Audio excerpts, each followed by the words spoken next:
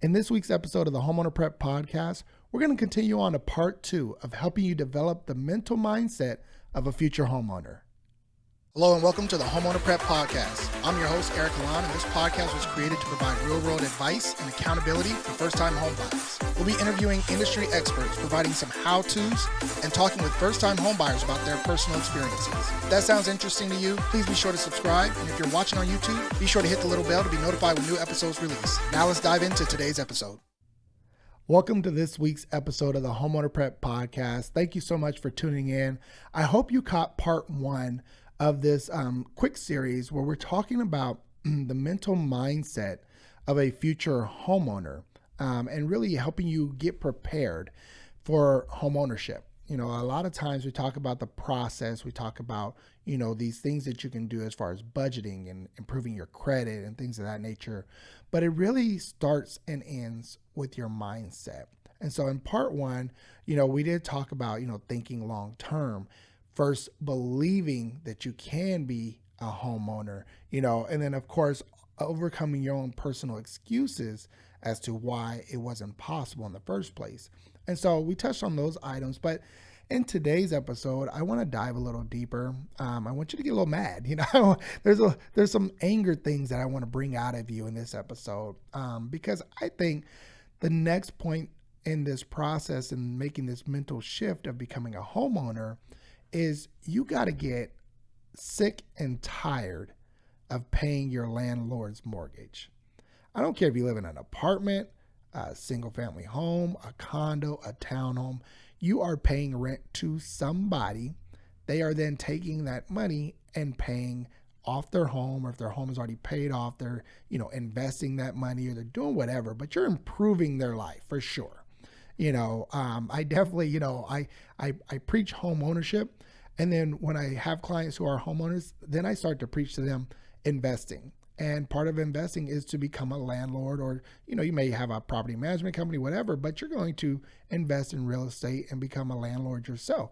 And so they start to see the other side of the coin there and say, hey, I like this. I like having these renters pay my mortgage. I like that, they're paying for my vacations or whatever the case may be. So you as a renter, I want you to get pissed off. I want you to get sick and tired of paying your landlord's mortgage. Quit funding their lifestyle and fund your own lifestyle. If you have a mindset of where you're just kind of content, hey, you're just happy to have a roof over your head, that's great. And I appreciate that. But you need to be putting some plans in motion to have your own roof over your own head, or your own roof over your family's head, or better yet, your own roof to pass down to your kids so that they have a roof over their family's head. That's what comes from home ownership. And you have to get sick and tired of it. Just like anything in life, whether it's, weight gain or, finances, or credit card debt, like you just have to get sick and tired of it and make a decision to make a change. And so I want you to get sick of it. I want you, whenever you're, sending that money to your landlord, I want you to, I don't care if you have to journal about it, write it down, do a video, post it on your social media, get pissed off, get tired of paying their mortgage. Because if you don't have that mindset, if you're okay with making their life better and yours not improving, you're not ready to be a homeowner. You're not prepared mentally to become a homeowner. So I definitely want to start there with a little bit of anger. We're going to dial that back a little bit because I want you to also be willing to be transparent and open. This is an important step in the process of making this mental shift. A lot of times we'll sit down with folks who aren't ready to really expose themselves, if you would, talk about their finances. It may be very tough for you to have a conversation with your spouse about finances or about debt or anything of that sort. And so we're there as kind of the mediator to help you start to have those conversations, not only with your spouse, but also with your kids. I think it's very important that you talk about finances and home ownership and these things, investing with your kids, because the last thing you want to do is do all the work that you had to do to improve your credit, save money, invest, buy real estate, and you create this legacy for your family. And then you pass it on to a generation who has no understanding of this stuff. Or worse yet, once you pass away, and I see it all the time, you had this plan for your future generations. Oh, you're going to pass down this property to them, and that way they can take care of their families. And, all these things are set in place and in a trust and in your will. And then you pass everything down to your kids. And what do? They put it on the market and sell it all, right? So now there's no future generational wealth. I mean, if they're going to sell it and go invest in something, great, but I don't see that. More often than not, I see the next generation not want to deal with it, not want to deal with the properties. Maybe there's multiple kids in different states or areas, and they just want to sell it all and split the proceeds. And that literally cuts off the head of the golden goose. And so it's important that you have these conversations with your kids. Be transparent, be open, and not only with them, but also with us at Homeowner Prep. Oftentimes folks don't want to get started with us because, I don't want to tell them how much debt I have. I don't want to talk to them about budgeting. I don't have a budget. I don't want to, be exposed. These types of things are going through your head and it's holding you back from becoming a future homeowner. You have to be transparent. You have to talk to somebody who can give you a plan and give you some advice to help you get to your end goal faster and smarter. And that's why we created Homeowner Prep. So be transparent, be open, and be willing to have those conversations. The next point I do want to make is overcoming pickiness. I know a lot of folks say, hey, well, it's good to be picky. It's good to know what you want. And I agree with that. It is good to know what you want. However, there are times where you're going to possibly have to take one step back in order to take 2 or 3 steps forward. We see this a lot with folks who have a certain lifestyle. If you're used to a certain lifestyle, spending certain money, driving certain car, things of that nature, and that's holding you back from buying your first place, it becomes a problem. So we want you to get picky. Be picky about where you're spending your money, where you're spending your time, because time is the most valuable asset that you have and gives you an opportunity to earn more money. So be picky about those things.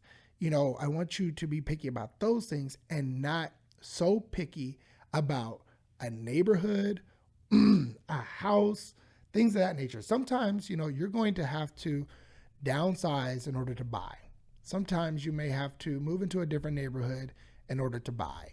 So yes, you might have gotten used to renting in this great big place, in this great community.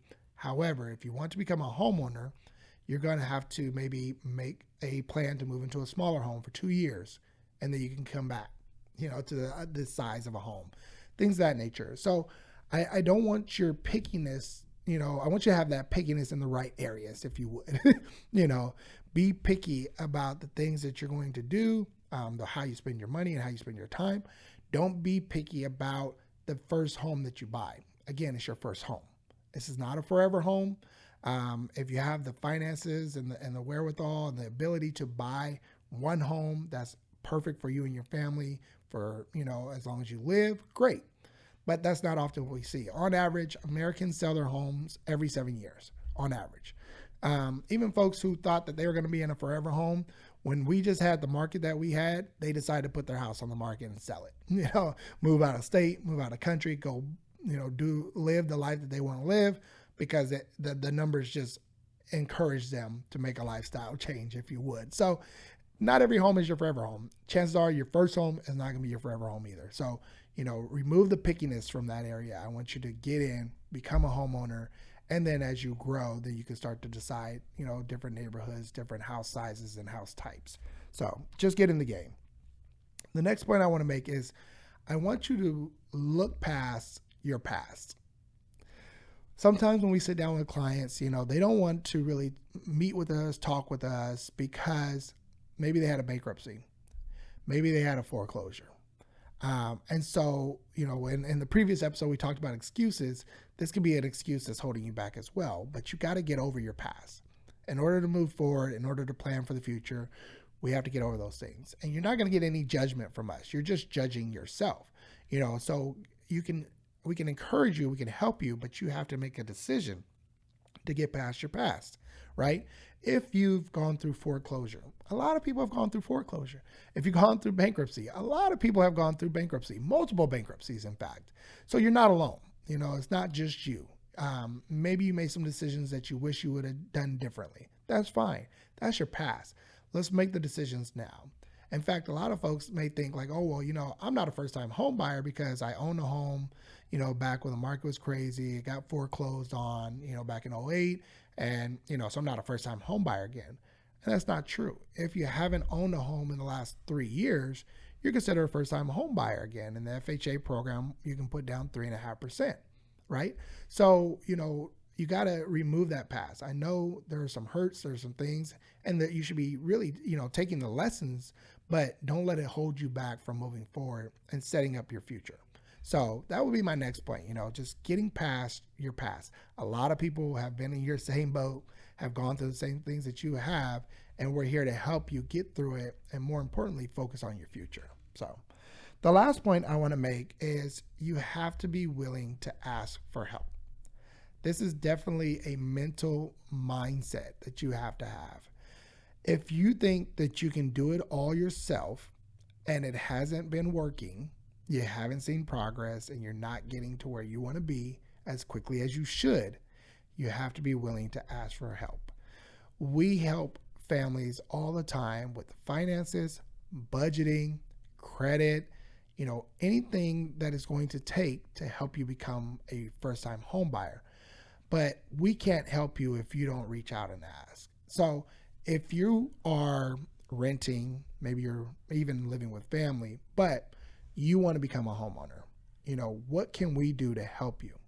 We can help you put a plan together. We can walk through that plan with you to hold you accountable to your goals, and ultimately help you celebrate when you get the keys to your first home. That's why Homeowner Prep was created back in 2017, and we've helped plenty of families as first-time home buyers buy a home when they didn't think it was possible. So you have to be willing to ask for help. You can start out on our website at homeownerprep.com/start. No matter where you're at, if you just want to get some insight, some information, some knowledge about home ownership, you can do that there. If you actually want to take an online free assessment, see where you're at and talk to somebody about your current situation and where you want to be and helping you put a plan together, we can do that as well. Or if you're ready to go, you have the credit, the income, and everything in line, and you just need help finding a real estate agent in your area or a loan officer in your area, we can do that there as well. So be willing to ask for help. We can help you no matter where you're at. So visit our website, homeownerprep.com/start. And if you just have a quick question, you can send us a direct message on one of our social media channels as well. We tend to get questions at our Instagram at homeownerprep. So we're here to help you. Don't go at it alone. Be willing to ask for help. I hope this information was valuable to you. I hope you got some great value from it. I look forward to providing you with more great information on next week's episode. And until then, be blessed. I hope you got some value from today's episode. If you know someone who could benefit from hearing this show, be sure to share it with them. And if you're listening to the podcast, we'd love for you to drop us a review. We'd also love to hear from you if you have any questions. So reach out to us on Instagram at homeownerprep. Who knows? We may read your review and answer your question on one of our future shows.